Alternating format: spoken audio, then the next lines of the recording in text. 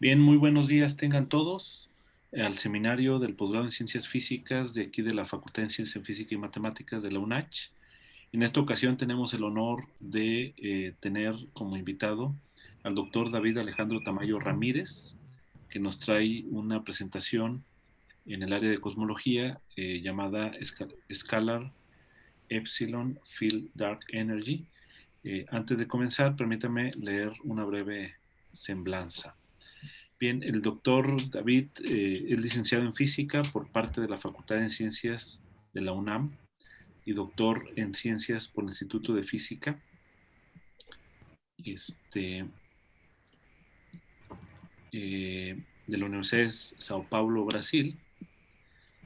También ha realizado estancias postdoctorales en el Instituto de Astronomía de la Universidad de Sao Paulo y en el CIMBESTAP en el Instituto Politécnico Nacional. Bueno, actualmente es profesor de aquí con nosotros en la Facultad de Ciencia Física y Matemáticas, en la Universidad Autónoma de Chiapas, y realiza una estancia de investigación en el Mesoamerican Center for Theoretical Physics, que también se encuentra aquí al lado de nosotros. Ha publicado diversos artículos en revistas de prestigio, todos los trabajos en física teórica, en específico en el área de cosmología. Sus intereses académicos son el estudio de modelos de energía oscura, campo escalar, decaimiento del vacío, termodinámica, estudio también la consistencia, estudia también la consistencia teórica de los modelos, cálculo de cantidades físicas potencialmente observables y construcciones de parámetros libres de modelos por medio de ajustes con datos observacionales.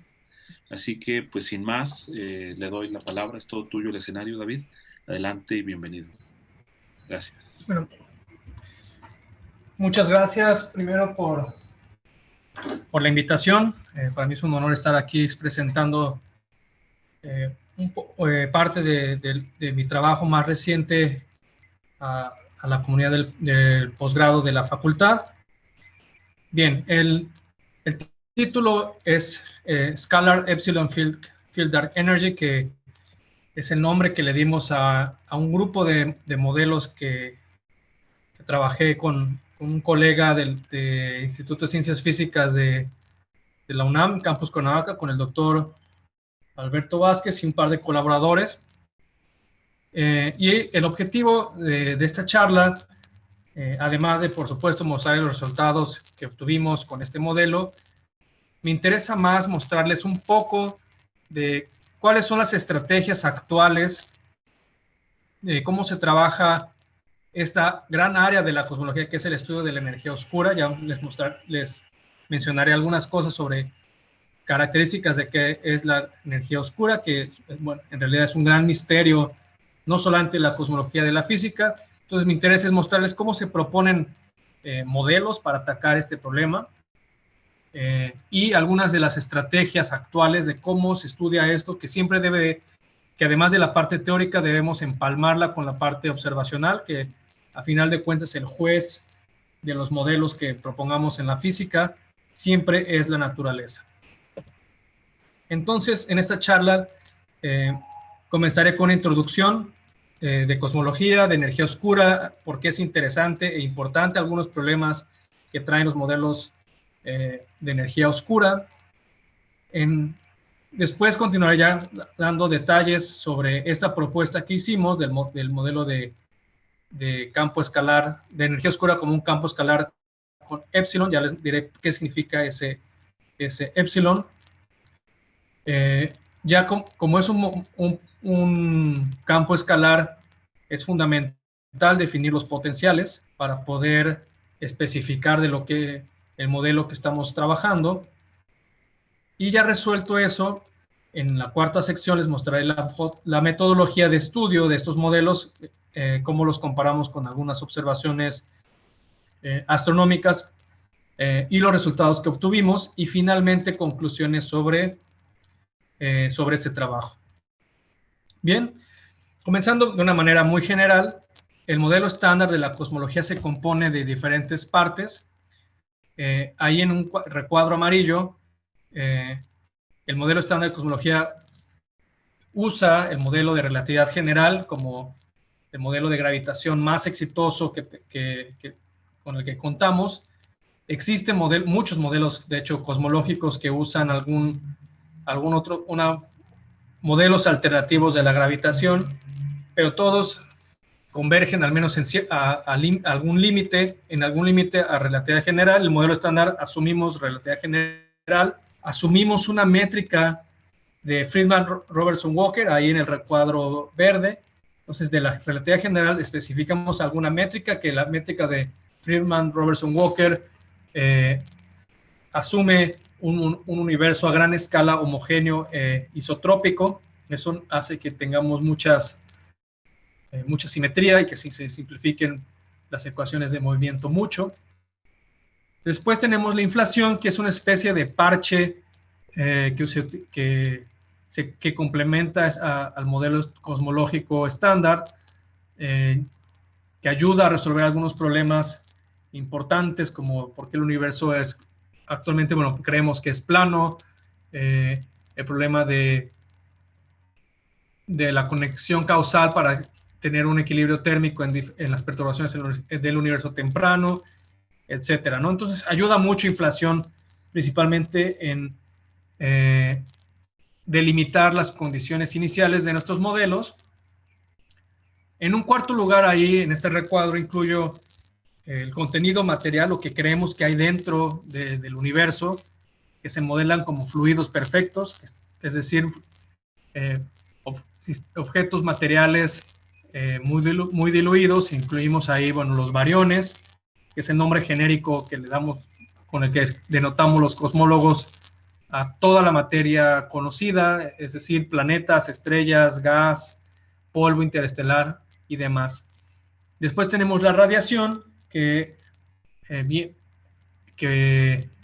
viene de procesos cosmológicos del universo temprano, pero también puede incluir partes de la radiación de los procesos astrofísicos conocidos.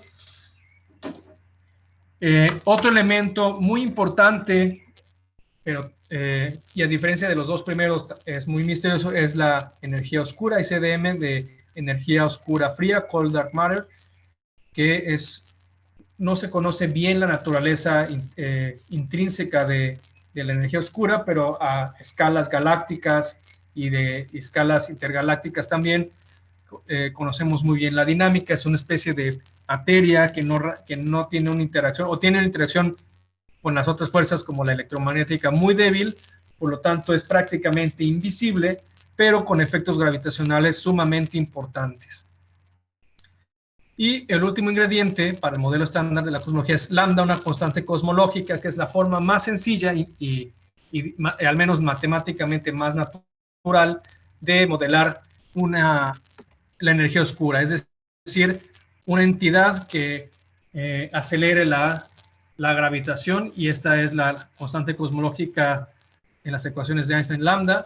Y bueno, ahí pongo un signo de interrogación, porque este modelo cosmológico, modelo estándar de la cosmología, funciona muy bien, va muy de acuerdo con las mediciones, tiene consistencia teórica bastante buena, pero tiene muchos detalles que se debe de afinar, y por lo tanto no es un modelo completo. Se requiere muchos ajustes finos y algunos no tan finos para poder explicar lo que observamos, ¿no? Entonces, al final de cuentas funciona muy bien. La cosmología ya no es una ciencia especulativa, tiene una teoría sólida, es una teoría sólida, y en los últimos 25 años ha habido una explosión y acumulación de datos que permite ir reduciendo las barras de error en nuestros modelos. Pero hay muchas cosas que resolver, ¿no? Y dos de ellas son, como ya mencioné, la materia oscura y la energía oscura, que en el modelo cosmológico estándar representan un porcentaje realmente importante de lo que creemos que está compuesto el universo. Vemos que alrededor del 72% creemos que es energía oscura para el universo actual. Materia oscura es un 23%, en conjunto son alrededor del 95%, y el restante es hidrógeno, estrellas, neutrinos, elementos pesados como planetas. Y dos campos muy activos de la cosmología es precisamente el estudio de cada una de ellas. Bien, entonces el problema de la energía oscura es ¿por qué el universo se está acelerando? Primero se midieron distancias de supernovas, midiendo la distancia de las supernovas, que sabemos su luminosidad intrínseca, y por lo tanto podemos, si vemos que esa supernova se ve muy tenue, qué tan tenue se ve nos da un indicador de qué tan lejos está, y además su tasa de recesión, es decir, qué tanto se está alejando de nosotros a través del efecto Doppler de la radiación. A finales del siglo pasado se descubrió que el universo no solamente se está expandiendo, sino se está expandiendo de una manera acelerada. Eso fue mérito del Premio Nobel del 2011. Bien, y bueno, la gravedad sabemos que frena la expansión. La gravedad tiene un efecto atractivo, y aquí tenemos algo que tiene un efecto, y ahí lo pongo entre comillas, antigravitacional, es decir, algo que hace que los objetos se separen unos de otros. Y a ese fenómeno se le denominó energía oscura. Para quien está familiarizado con las ecuaciones de Friedman de cosmología, tenemos que la segunda ecuación de cosmología nos relaciona la segunda derivada de A, que A es el factor de escala, que entre muchas comillas lo pueden pensar como el radio del universo, la escala del tamaño del universo, y está relacionada con dos cantidades ρ, que es la densidad de energía, y P, la presión del contenido material modelado como un fluido perfecto. Y para tener una aceleración, es decir, que a 2 puntos sea mayor que 0, se requiere que la sumatoria de todos los componentes del universo, de lo que tiene dentro, ρ más 3 veces P sea negativo.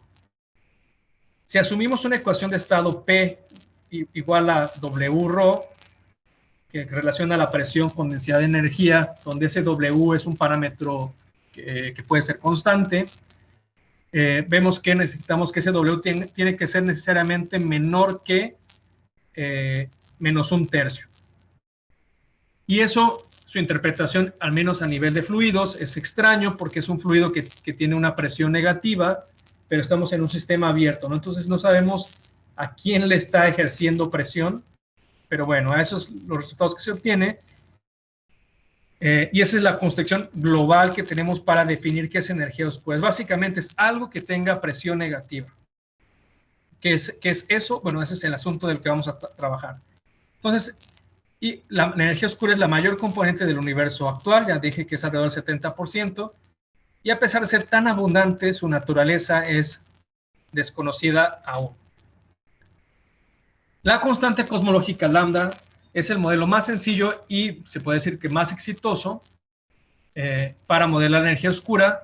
Es simple, la constante cosmológica la incluyó Einstein a comienzos del siglo pasado para precisamente compensar ese efecto de expansión o contracción de un modelo cosmológico. Einstein creía que el universo es estático, y para compensar esa posible dinámica de expansión o de contracción, bueno, él lo creía más de contracción porque la gravitación es atractiva, se incluye un término lambda G mu, que tiene el efecto opuesto a la gravedad, y se puede tener un universo estático, ¿no? Después, la expansión cósmica, que fue descubierta a finales de los años 20, él hizo que quitó su constante cosmológica, pero después se regresó, ¿no? Pero esta constante cosmológica, a pesar de que matemáticamente es muy sencilla, tiene problemas importantes.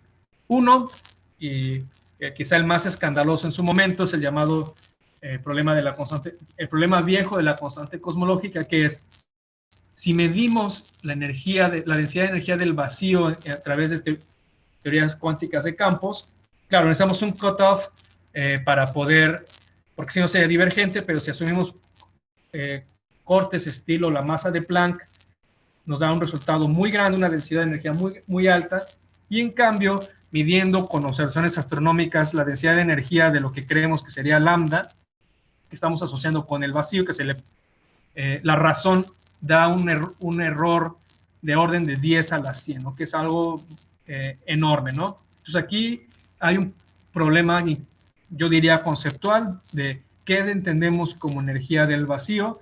Entonces aquí a nivel cuántico es algo que es muy grande, pero a nivel de relatividad general y a nivel cosmológico es muy pequeño y es un problema en abierto.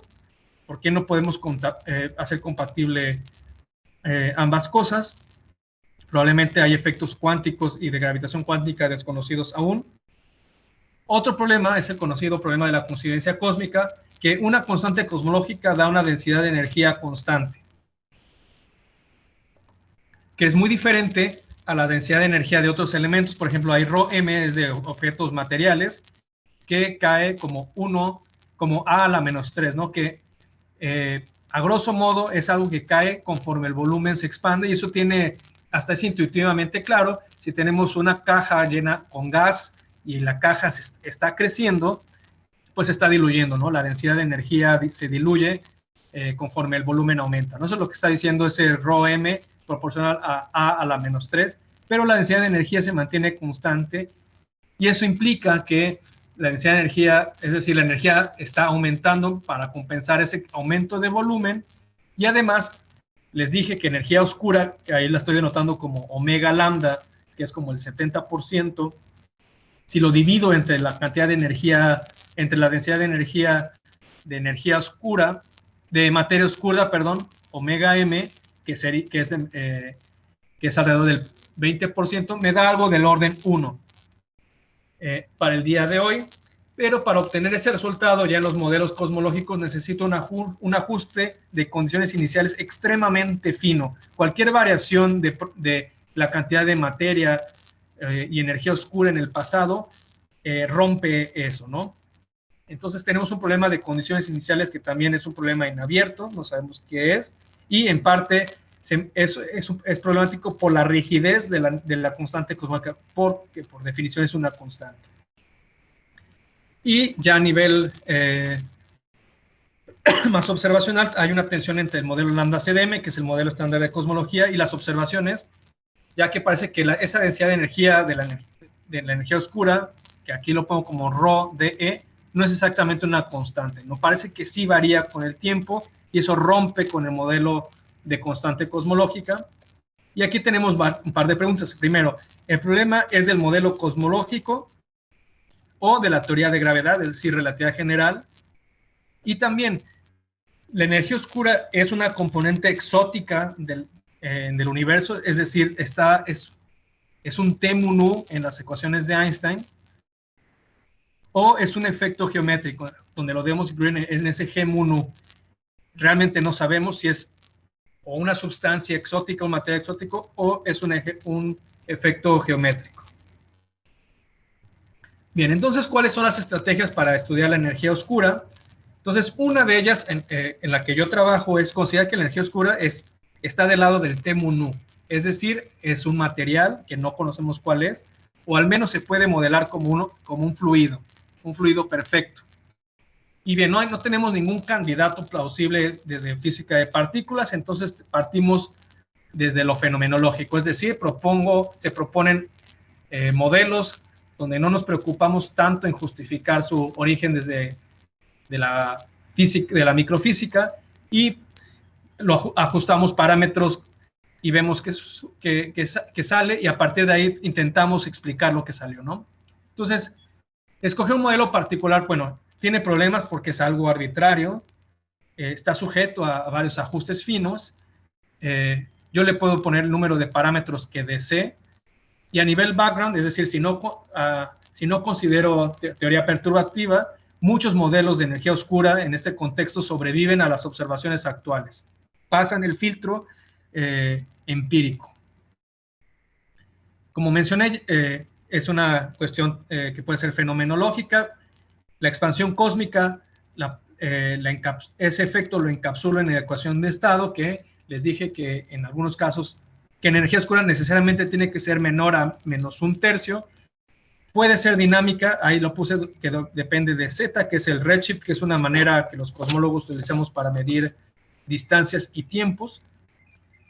Y ahí puse clustering, que sería como aglomeraciones, porque si es un fluido, ya puedo usar teoría perturbativa y calcularle su velocidad de sonido, ¿no? Cómo esas perturbaciones a nivel ya perturbativo cómo funcionan, y esa cantidad ya CS, la velocidad del sonido de la energía oscura, ya es algo más difícil de medir. Y reconstrucción a partir de observaciones, es decir, en vez de proponer un modelo, más bien de las observaciones, intento proponer un modelo. Es un tema en abierto, técnicamente es complicado, pero a veces yo pensaría que es más adecuado que escoger un modelo arbitrario, ¿no? Entonces la reconstrucción puede ser complicada. Otra estrategia es, pues, por supuesto, partir de la física fundamental, de lo que ya conocemos, y echar a andar la maquinaria física, de la física y la matemática para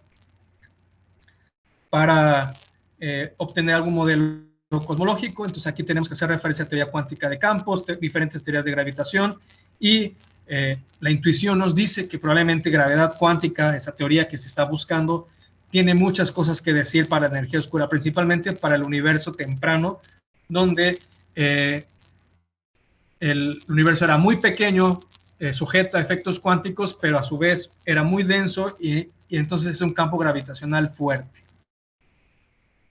Nunca debemos olvidarnos de las observaciones, que son nuestra guía y nuestro juez, y de las simulaciones numéricas, que también pueden dar pistas sobre qué es la energía oscura. Entonces, estas son las estrategias desde el lado de pensar que la energía oscura es un fluido, y actualmente la estrategia es buscar modelos generales que engloben familias de modelos ya propuestos, y eso es lo que, precisamente, a lo que el trabajo que les voy a mostrar.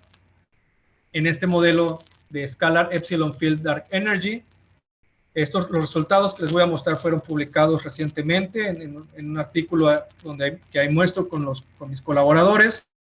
O sea, si no me equivoco, fue publicado en febrero. Y bien, aquí consideramos un campo escalar phi genérico, que engloba tanto quintesencia como phantom, ¿no? Los que ya están familiarizados saben que quintesencia es un modelo de campo escalar donde la ecuación de estado es mayor o igual a -1, y phantom es estrictamente menor que -1. Ya les mencionaré qué significa ese más, ese -1. Y lo que hicimos es encapsular esos dos modelos mediante este parámetro epsilon, que simplemente para un caso es 1 y para otro caso es -1.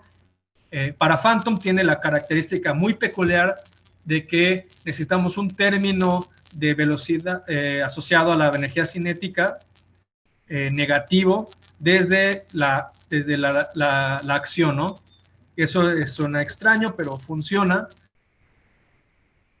Echando a andar la maquinaria, usando cálculo variacional de esa acción, obtenemos las ecuaciones de movimiento, ya asumiendo que el universo es homogéneo, es isotrópico, y obtenemos las dos ecuaciones de Friedman, Lemaitre, Robertson, Walker usuales, que es las ecuaciones 5 y 6, que además mostramos que también depende de la curvatura, ¿no? Es decir, no nos restringimos solamente a universos planos.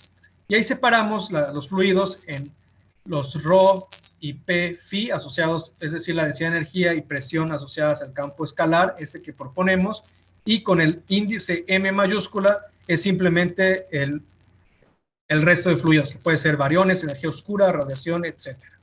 Y hay una ecuación de conservación, esa que está al final, que me relaciona el cambio de la densidad de energía con la expansión cósmica, ¿no? Con ese H que es A punto sobre A. Entonces, estas son las ecuaciones básicas del modelo que propusimos.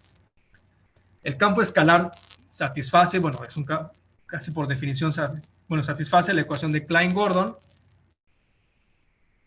usual cuando no está mínimamente acoplado, no está acoplado a otros componentes. Ahí lo tenemos, phi 2 puntos más 3h phi punto más epsilon, ese parámetro que es un parámetro como una especie de switch que me dice si es modelo phantom o quintesencia. Y con eso puedo construir la densidad de energía ρ phi y la presión p phi. Y la razón entre P y ρ es el parámetro de la ecuación de estado W phi. Vean que en los tres incluyo ese parámetro epsilon. Las ecuaciones de movimiento que de la diapositiva anterior las puedo reescribir como un sistema dinámico. De hecho, ese es el procedimiento usual, definiendo estas variables auxiliares, las primeras dos asociadas con las densidades de energía y esas funciones lambda y gamma que están relacionadas con el potencial del campo escalar y sus derivadas.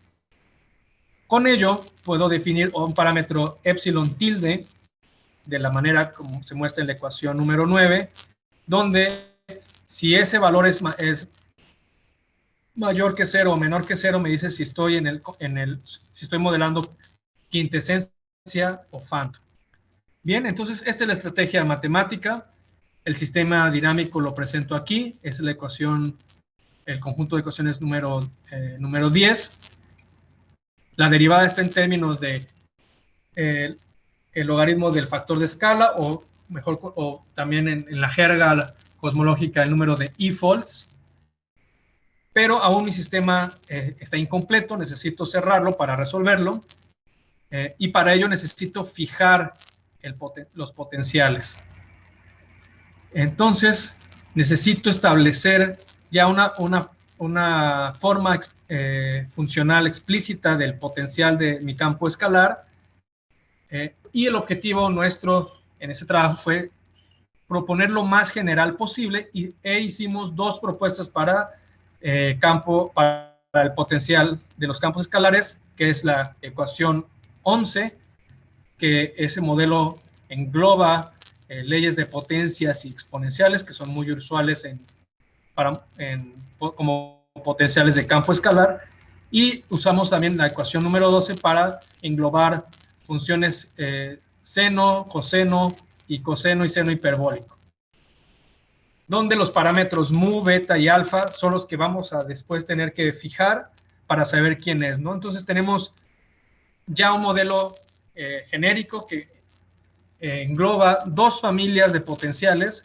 11 y 12, y además engloba dos tipos de energía oscura como campo escalar, que son quintesencia y phantom, con el parámetro epsilon. Dicho esto, bueno, antes de eso, la motivación para escoger esa estructura, esa propuesta de campos escalares, es que ya hace ya tiempo se han propuesto muchos tipos de modelos, todos inspirados, son modelos fenomenológicos, algunos muy viejos, como ese primero, desde el 87, donde son exponenciales o leyes de potencias, que ahí simplemente mostramos que para valores específicos de los parámetros que proponemos, se reduce nuestro modelo a modelos ya conocidos de energía oscura, tanto para quintesencia como para phantom, y ahí están las referencias.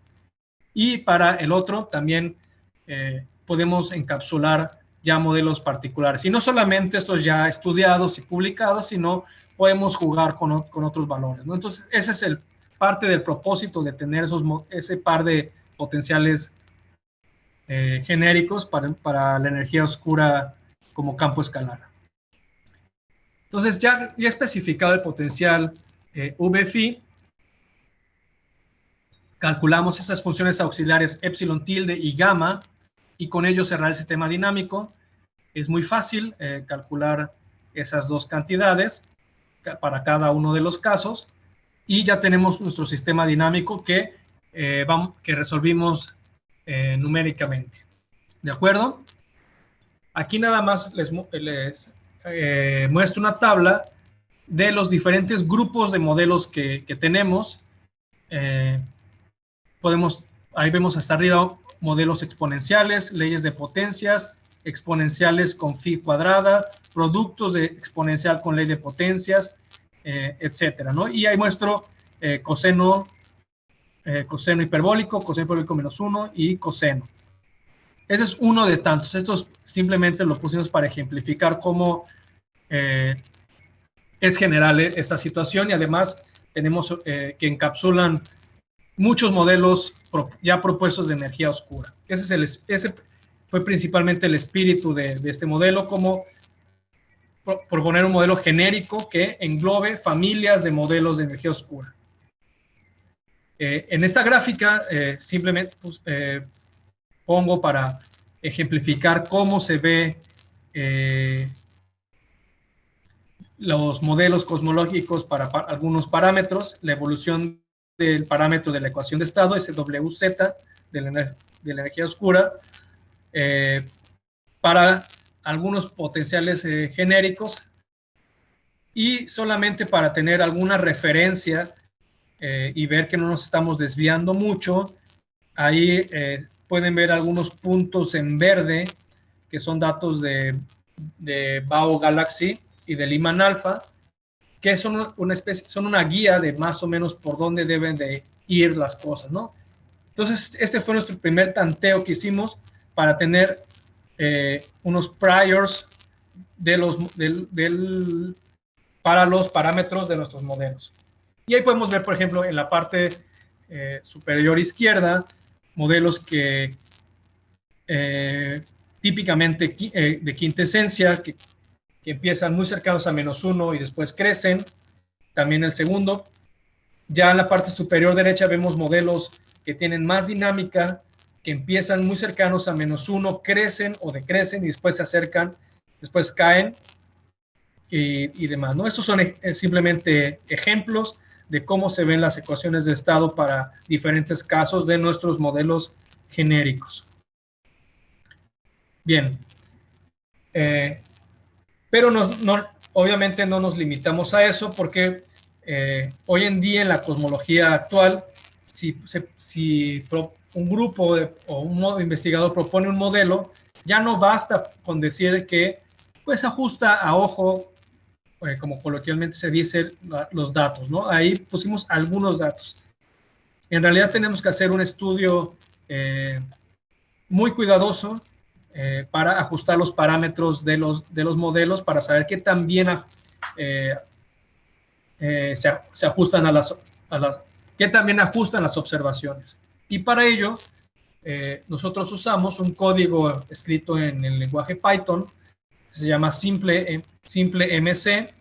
Ahí pongo la referencia por si a alguien le interesa bajarlo en el GitHub, que fue escrito por Ansel Slosar y Alberto Vázquez, mi colaborador de ciencias nucleares.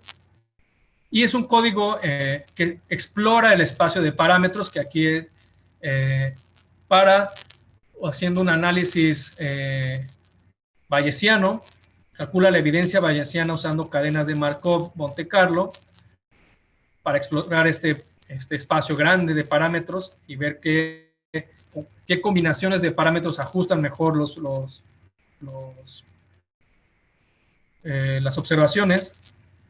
De una manera un tanto grosera, eso equivale más o menos a hacer mínimos cuadrados en un espacio de parámetros muy grande y de una manera muy potente. Y este código simple MC, que fue escrito por ellos, tiene la versatilidad que calcula de una manera muy económica eso. No existen, incluso en código libre, códigos de cadenas de Markov que pueden ser muy costosos computacionalmente.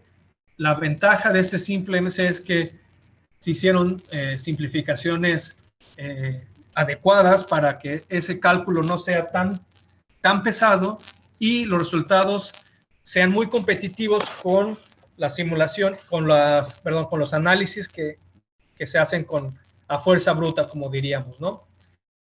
Usamos datos de Bao, es decir, oscilaciones acústicas de bariones, de Lyman Alpha, también cronómetros cósmicos del catálogo Panteón, que son esencialmente supernovas, y una versión comprimida de Planck 2015, que eso es MB. Entonces usamos los datos cosmológicos usuales, ¿no? Que es Bao, supernovas con el catálogo Panteón y radiación cósmica de fondo con Planck número 15.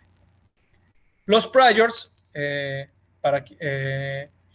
utilizamos para este ajuste bayesiano, ahí los muestro, son ese omega m, que es la densidad, el parámetro de densidad de energía para la materia. Hoy está restringido ahí. Sabemos que es alrededor de 0.3, entonces ahí obtenemos eso. De los bariones, también nuestro estudio también abarcó modelos cosmológicos con curvatura, ya sea positiva, universos abiertos o cerrados, y H, ¿no? Que es el parámetro asociado con la expansión de Hubble, que sabemos que está alrededor de 0.7. Y para los parámetros de nuestros modelos, que son mu, beta y alfa, ahí muestro los priors iniciales.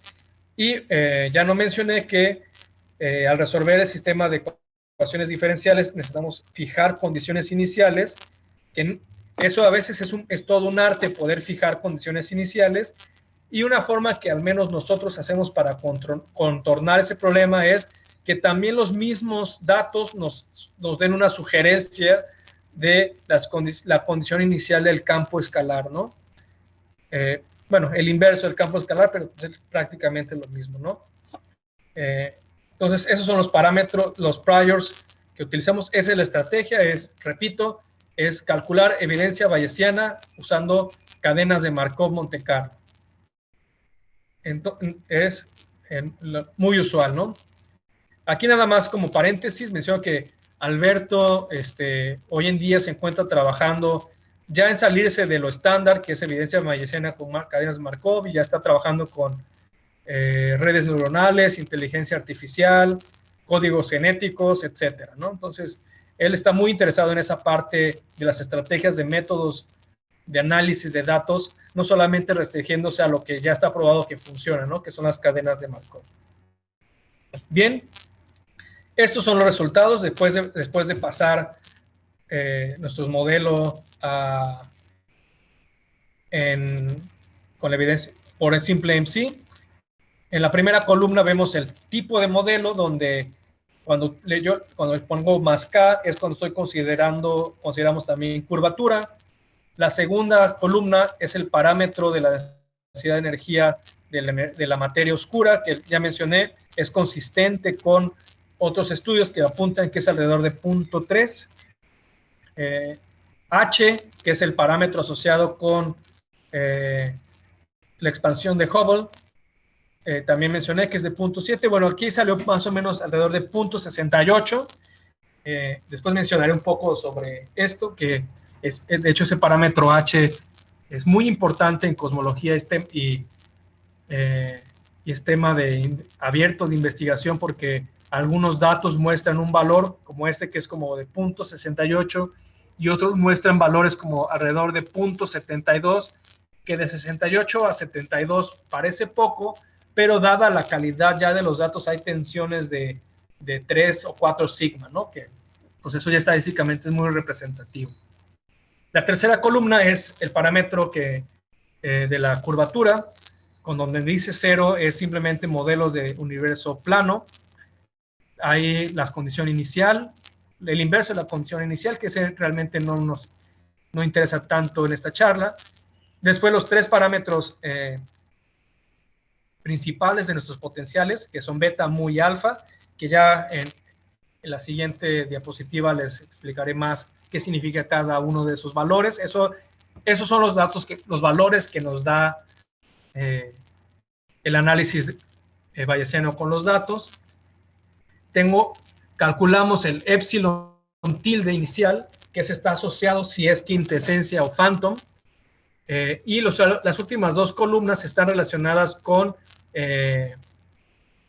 la evidencia bayesiana, y que también ajustan el modelo cosmológico estándar, que es lambda CDM, el del primer renglón, qué tantas diferencias tienen con el otro, ¿no?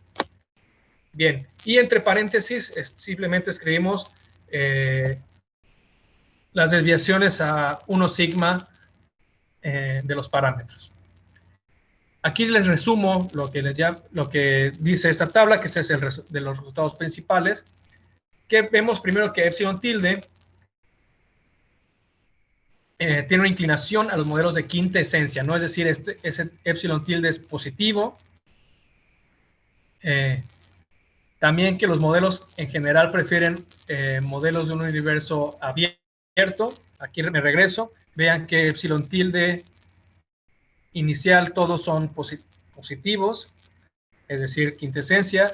En omega K vemos que en los casos que sí lo consideramos, en todos los casos hay un signo menos, pero muy cercano a cero, ¿no? Entonces, por eso concluimos que los datos en estos modelos apuntan a universos ligeramente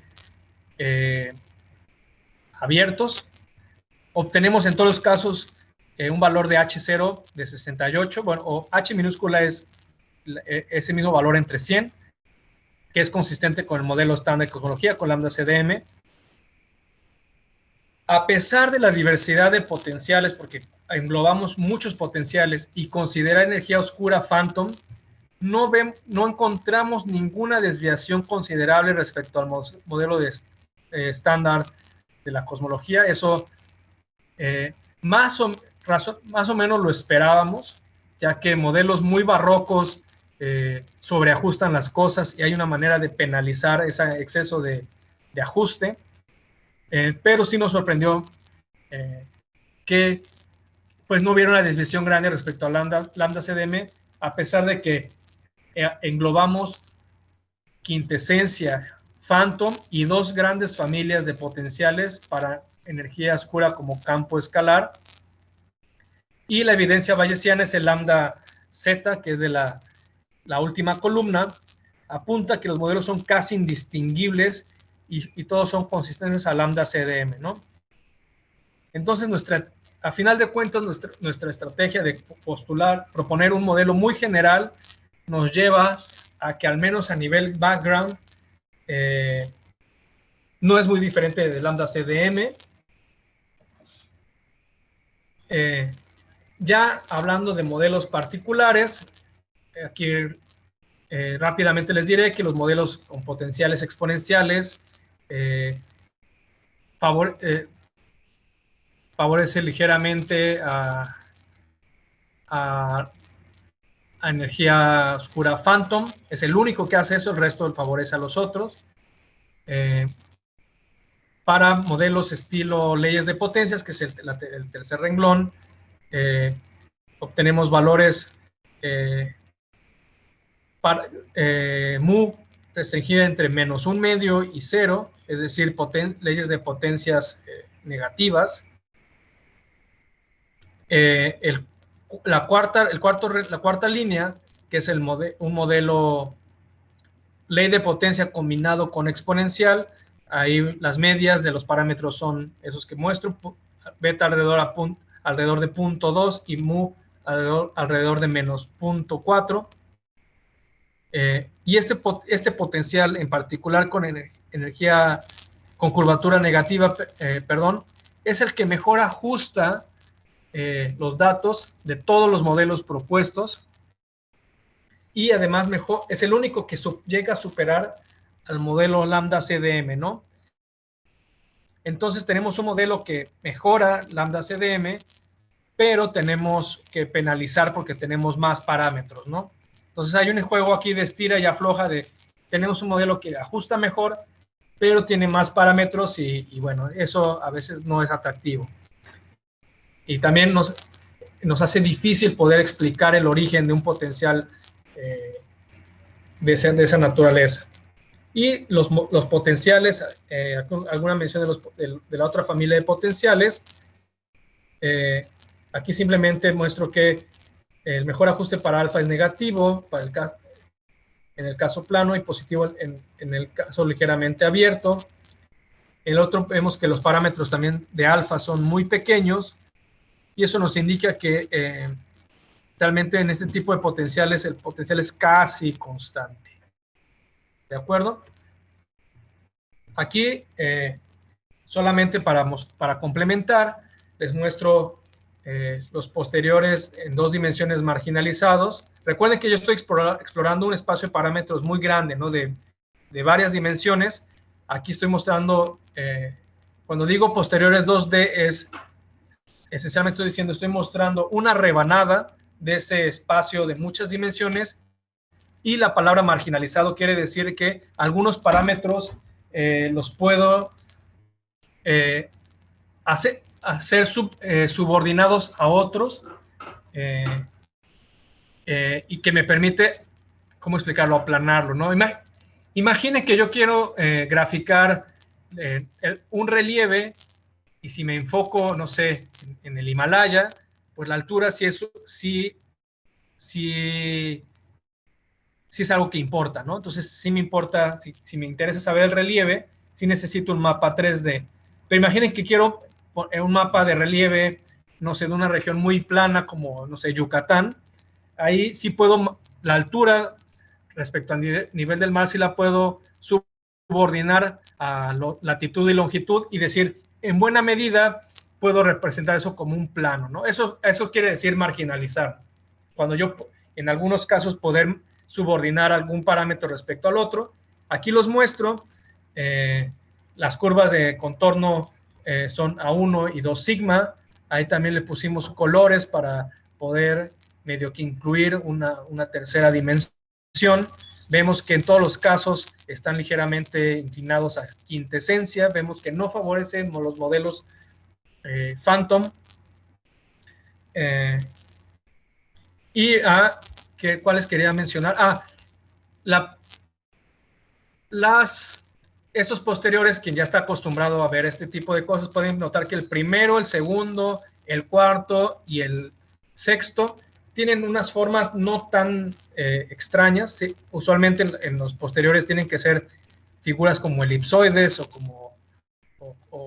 figuras medio alargadas como plátanos, pero la tercera figura y la quinta tenemos unas figuras ya extrañas. Vean esa aquí, la quinta, que parece hasta una especie como de mariposa.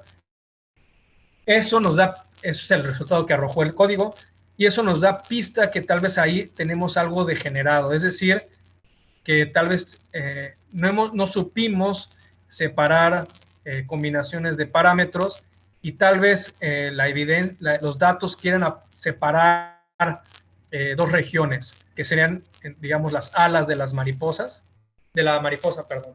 Entonces ese es un problema que no pudimos resolver, pero las otras sí tienen digamos, se ven más o menos, son consistentes con otros resultados de estudios muy similares.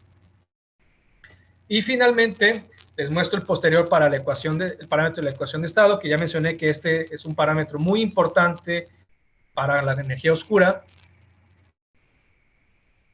Para quien no está acostumbrado con los redshift, z igual a 0, que sería del lado izquierdo de la gráfica, en el eje de las variables independiente, corresponde a hoy. 1 corresponde a la mitad del tamaño del universo, es decir, cuando el universo era pequeño en el pasado.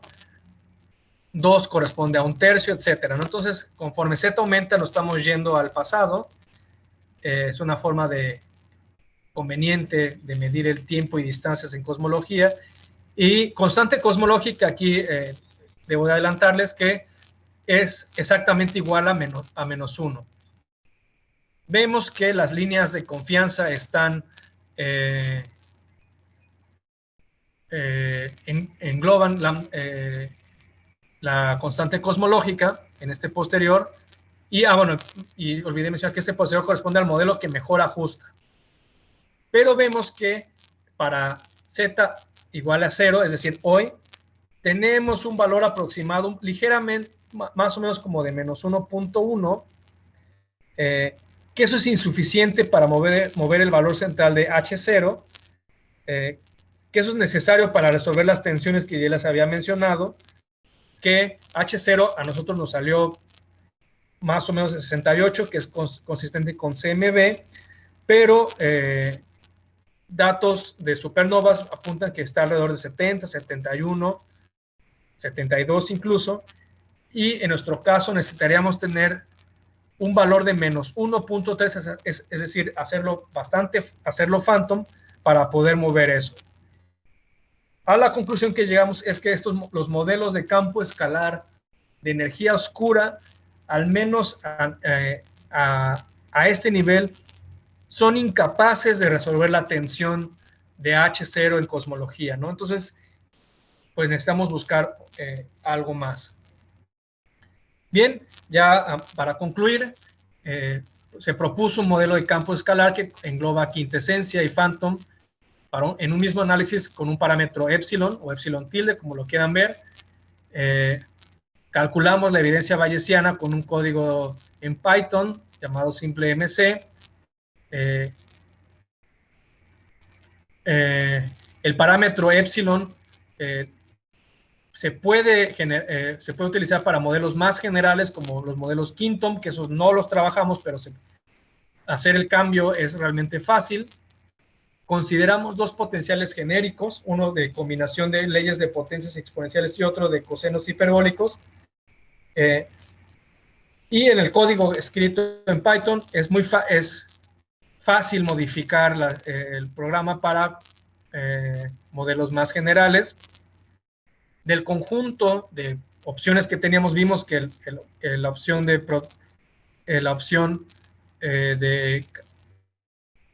producto de ley de potencias y exponencial con curvatura negativa es el que mejor ajusta, pero tiene más parámetros. Y vimos que no hay una evidencia concluyente entre los modelos, ¿no? Entonces, a final de cuentas, nuestra estrategia de ser muy generales no nos dio una pista clara de qué es la energía oscura y la riqueza, bueno, la ganancia, digámoslo así, de este tipo de estudios es de que en un mismo estudio abarcamos varias técnicas, dos familias de energía oscura y dos familias de campos escalares. Y además, bueno, voy a repetir, mostramos que esta familia grande de posibles modelos es incapaz de resolver un problema importante en la cosmología, ¿no? Y bueno, eso es todo. Muchas gracias por su atención. Muchas gracias, David. Muy interesante tu plática. Entonces pasamos ahora a la sesión de preguntas. Si alguien tiene alguna pregunta del público, adelante, es el momento. Bueno, en lo que se van animando, yo tengo un par de preguntas. Sí. En la página 16, si puedes poner tu diapositiva, por favor. 16.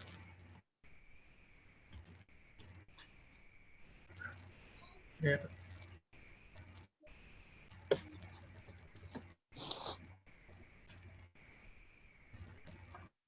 Creo que se me trabó. Ah, ya. Ahí está 16, sí. Sí. Acá, pues muestras, digamos, distintos perfiles de la evolución, ¿no? Del factor de Hubble, o sea, de la constante de Hubble, con respecto al redshift para distintos modelos, pero no se distingue bien si esto solamente es para quintesencia o phantom o no depende de eso. Esa es mi pregunta. Una pregunta. Ah, bien. Sí, ahí debe haber sido un poco más cuidadoso. Quintesencia, bueno, por ejemplo, enfoquémonos en la gráfica superior izquierda. Los modelos de quintesencia son las líneas sólidas. O sea, tenemos una azul, morada, una como lila y roja. Ok. Y después cuando baja del -1, tenemos los mismos colores, pero en líneas punteadas, que esos son phantom. Ok, ya. Y ahí, entonces se ve medio encimado ya en la parte de abajo del parámetro de Hubble, pero ahí más o menos se puede la diferencia. Bueno, ahí creo que de esas gráficas, ese es el más nítido, porque si vemos la segunda, ya se ve todo encimado, ¿no? Y eso sí, en el trabajo que publicamos, escribimos que esto es simplemente como un muestreo de lo que es, ¿no? Esto, a final de cuentas, esto no es con los datos, después del ajuste de datos, pero ahí más o menos podemos ver la naturaleza de cada uno, de la dinámica de ese parámetro de la ecuación de estado W. Ok, y bueno, otra pregunta en lo que se van animando los chavos. ¿Por qué, digamos, hay una correlación, bueno, una relación entre el parámetro beta o los parámetros, por ejemplo, positivos y negativos, y el factor epsilon que está enfrente como del término cinético, ¿no? Que define justamente quintesencia y phantom? ¿Por qué no tratarlo como parámetros independientes? ¿A qué se debe que digamos, que no puedas tener, por ejemplo, el potencial E a la menos beta phi y el epsilon negativo, ¿no? Ah, como se ve en la acción, digamos, o en el término de energía, del tensor de energía momento. sí, si entendí bien la pregunta, aquí se puede ver más claro. A final de cuentas, ¿quién nos si es Phantom o quintesencia? Se puede ver bien en la ecuación de Klein-Gordon, aquí arriba. Eh, que está relacionado con los signos del, del segundo y tercer miembro de esa ecuación. Aquí tenemos ese parámetro epsilon que pues a mano yo le puedo cambiar el signo, pero si yo tengo en leyes de potencias, como lo tengo aquí en exponenciales, cuando yo derive, aquí se puede ver más claramente, cuando yo calculo la derivada respecto a phi, dependiendo, bueno, el modelo, voy a tener estos betas y estos mus se bajan, ¿no?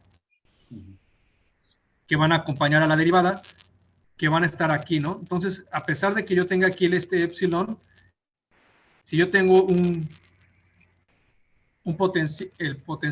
potencial con valores positivos o negativos de estos parámetros, me puede volver a cambiar el signo, ¿no? Entonces ahí se ve esa Pero ¿cómo digamos, decirlo? es independiente, ¿no? Porque digamos, en la ecuación que es 79, yo creo, el epsilon, eh, digamos, acompaña el término cinético, ¿no? Phi punto. Y digamos, cuando tú derives, en efecto baja un parámetro, pero no necesariamente va a cambiar el término epsilon. O sea, es decir, el producto puede ser que sí sea nada más positivo o negativo, pero digamos, cuando tú comparas, cuando ves el balance, digamos, entre el phi punto, que es el término cinético del campo, y el del potencial, ahí podrías tener signos alternados.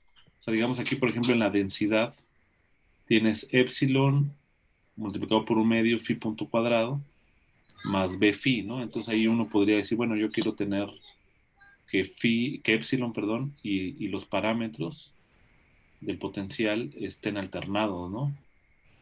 Sí, En ese sentido creo que valdría la pena, bueno, no sé si vale la pena considerar ese tipo de modelos. Digo, sería muy raro para mí que tuviéramos Phantom, bueno, sería extraño, aunque no es descartable, porque pues es el término de energía cinética, ¿no? Entonces, es extraño tener un término negativo. Aún así, pero bueno, pues, las observaciones podrán decir otra cosa, ¿no? sí, sí, creo que ya entendí tu punto. Y es que sí, a ver, si me voy más aquí arriba, quizá aquí se pueda ver mejor. Quizá aquí hay una confusión entre la gente que trabaja, no sé, más campos y los cosmólogos, que yo acepto que los cosmólogos a veces impunemente decimos es phantom, mejor dicho, definimos phantom cuando algo, su ecuación de estado es menor a -1. Ya me pasé aquí. Ah, ok, ya, ya, ya. Decimos todo el régimen que está abajo de esta línea -1, impunemente nosotros decimos es phantom, ¿no? Y todo Ya. lo que está arriba hasta -1/3, o sea, bueno, ya aquí no llega, ¿no? Sería -0.333, lo llamamos quintesencia. Y bueno, y claro, cualquier cosa que provenga de un campo escalar. Ya, ya. Pero, como tú bien dices, yo con esta propuesta más general, aquí en la ecuación número 3, puedo tener una combinación quizás hasta de épsilon positivo, es decir, pues algo quintesencia, pero con un potencial que me jale todo a través de este. O sea, si esta cosa es muy negativa, pues no importa ¿no? Si es positivo. Entonces creo que ahí viene eso, y creo que si no tuvimos el cuidado suficiente de a veces, porque puede darse el caso como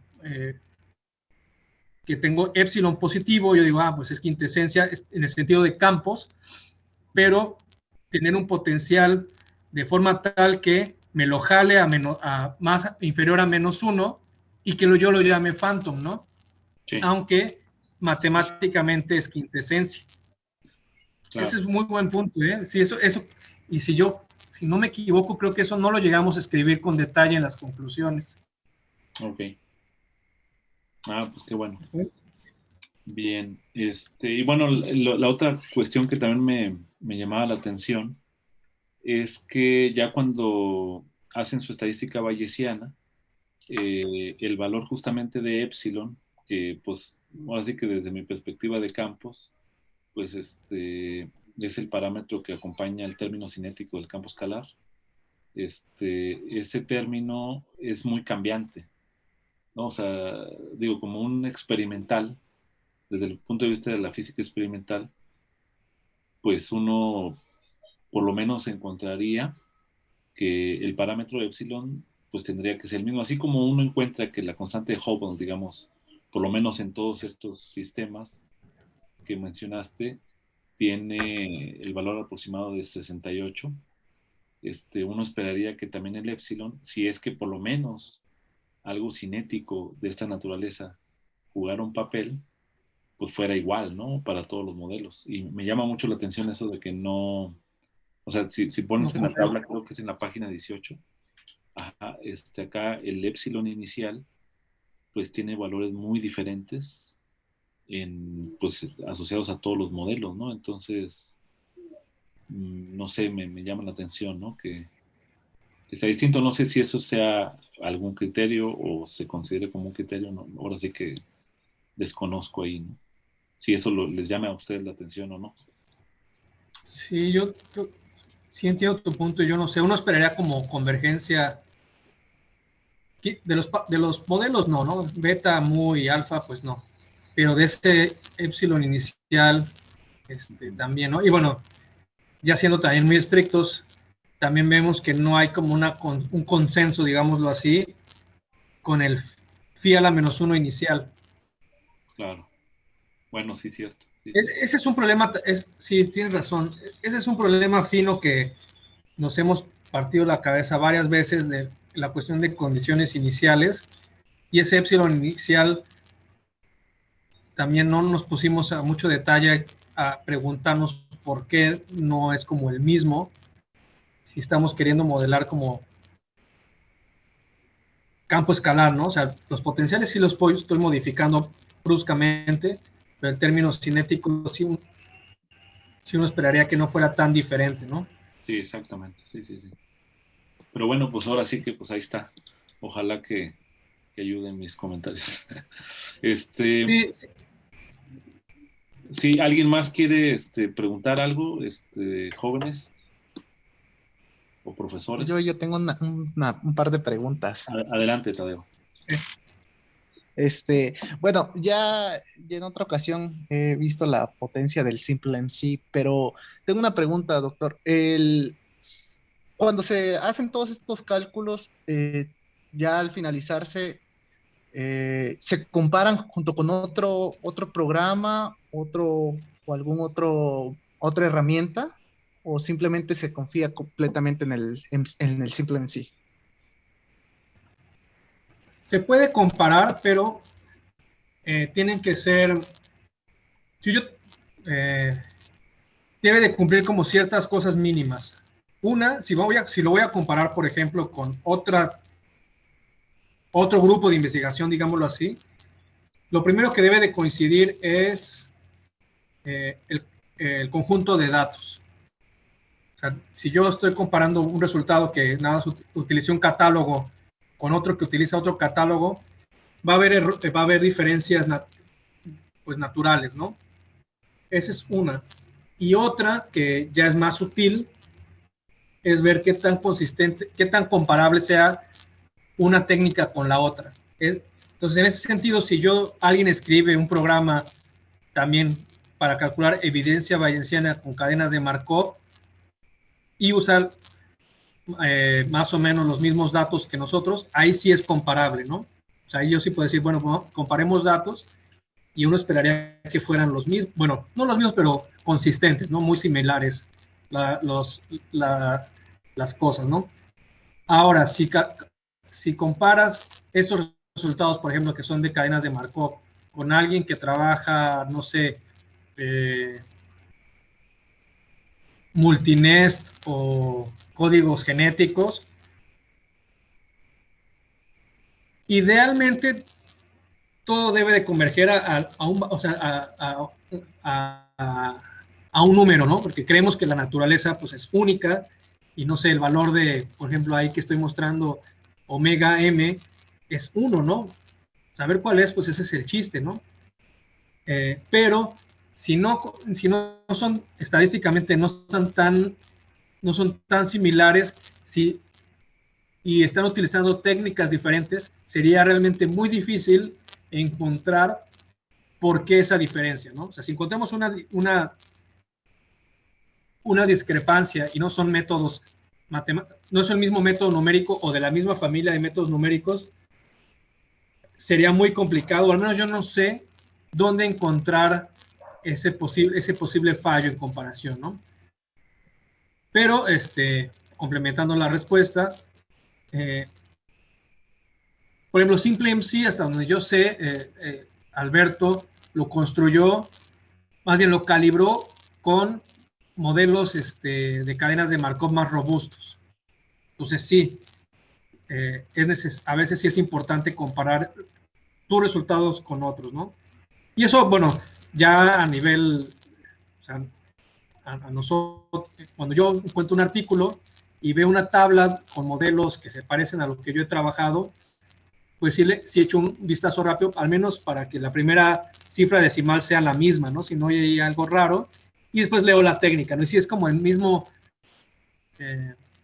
misma familia de métodos numéricos, yo diría, bueno, pues están hicieron algo similar a algo que ya sé, ¿no? Pero yo no soy experto, pero sé que hay gente que, es más, Alberto quiere hacer eso, es probar un único modelo cosmológico de energía oscura, por ejemplo, con diferentes técnicas y compararlo, ¿no? Porque él también quiere poner a prueba técnicas para calcular evidencia bayesiana.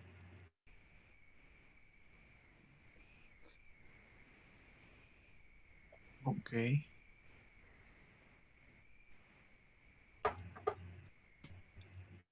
Muy bien, No Tadeo. sé, ¿no tenías Ok. otra? ¿No eran dos?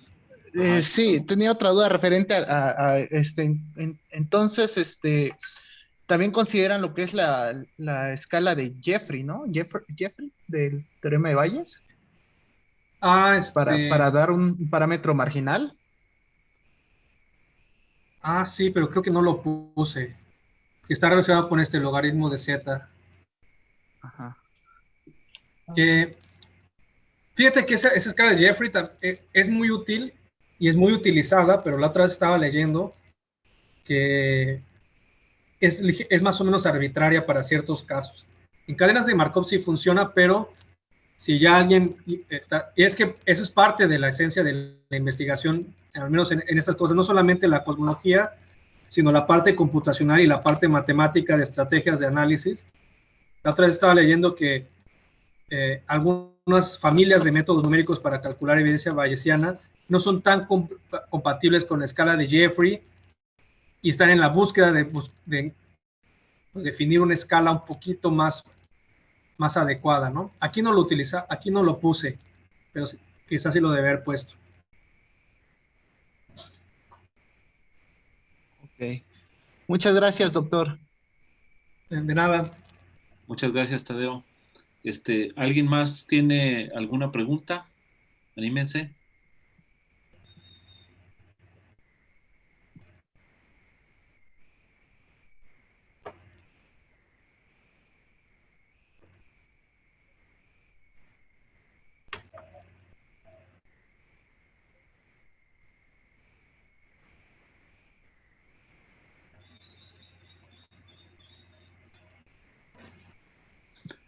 Bueno, David, pues si no hay más preguntas, entonces pues te agradecemos. Muchísimas gracias por haber aceptado la invitación. En estos días te hacemos llegar tu diploma de participación y pues gracias, ¿no? Estamos en contacto. Ok, sí, muchas gracias. Y gracias a ustedes por haberme invitado. Y pues muchas gracias a todos por asistir. Hasta luego. Hasta luego. Hasta luego, bonita tarde. Igualmente, bonita tarde.